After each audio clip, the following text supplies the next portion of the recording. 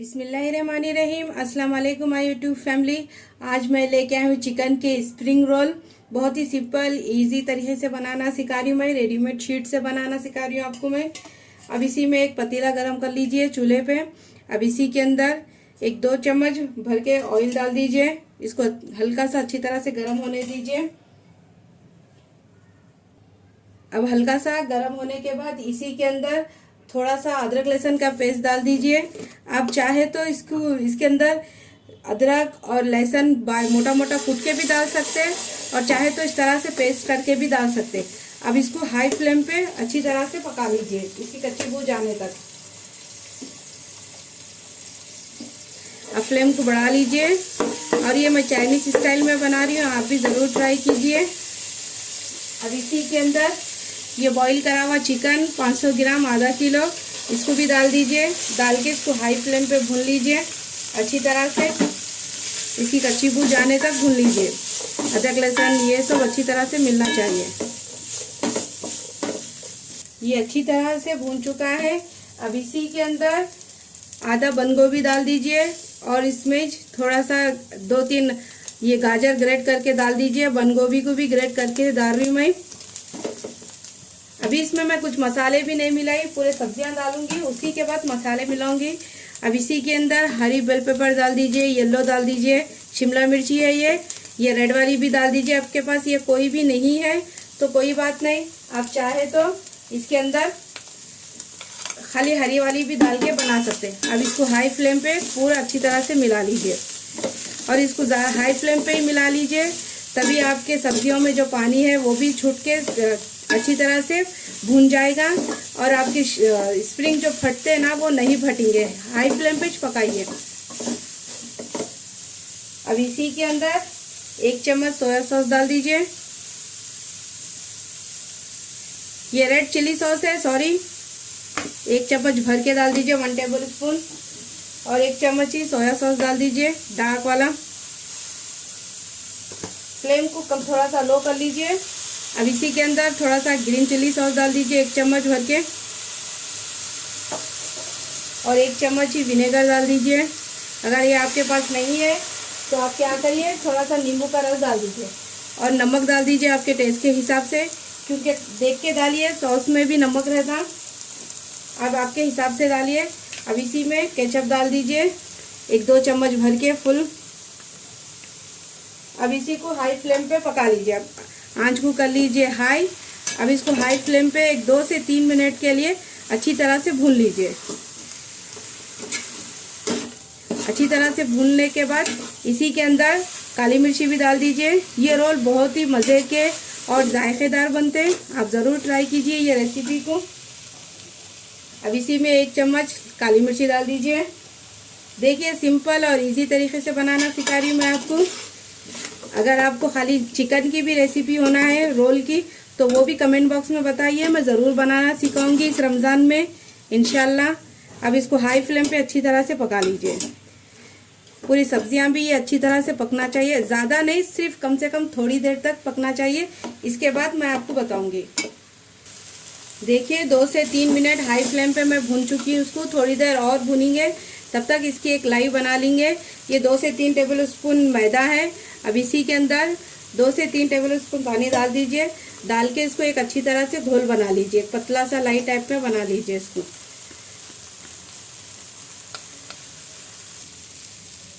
लीजिए ये रेडी हो चुका है। देखिए ये घोल भी रेडी हो चुका है। अच्छी तरह से इसको मैं फेंट चुकी हूँ, इसमें कोई भी लम्स नहीं है।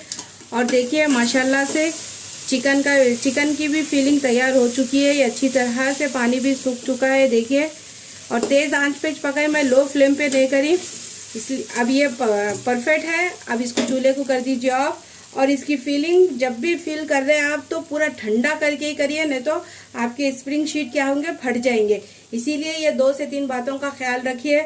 जब भी बना रहे हाई फ्लेम पे बनाइए ये स्प्रिंग रोल, और शीट ना पूरी ये पूरा ठंडा करके शीट में भरीजिए। चलिए इसको ठंडा करके लाते हैं। लीजिए स्प्रिंग रोल की फीलिंग तैयार हो चुकी है, ठंडी हो चुकी है अच्छी तरह से। अब इसको फील करने का बता रही हूँ मैं। ये रेडीमेड शीट है, आपको कहीं भी मिल जाएंगी ये। अब इसको कट करके मैं इसको भरने का तरीका बताऊंगी आपको। देखिए ये बाहर निकाल चुकी हूँ मैं।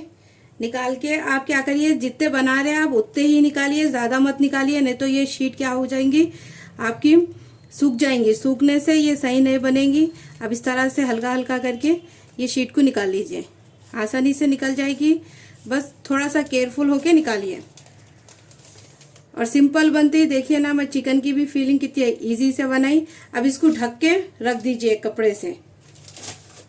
ढकने के बाद अब इसको देखिए, अब इस तरह से सेंटर में इसको फीलिंग डाल लीजिए।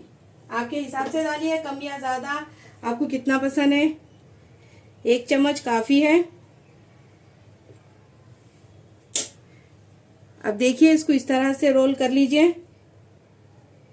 टाइटली रोल करिए, ज्यादा एकदम से आप स्लो फील मत करिए, टाइटली कर लीजिए। अब इसको इस तरह से पकड़ के अपने तरफ खींच लीजिए। इसको भी इस तरह से करके ये अपने तरफ खींच लीजिए। इसके बाद इसको इस तरह से लेके फोल्ड कर लीजिए। अब इधर ये लाई लगा लीजिए अच्छी तरह से। इससे क्या होगा कि ये आपकी फीलिंग बाहर नहीं निकलेगी, अच्छी तरह से चिपक जाएंगी।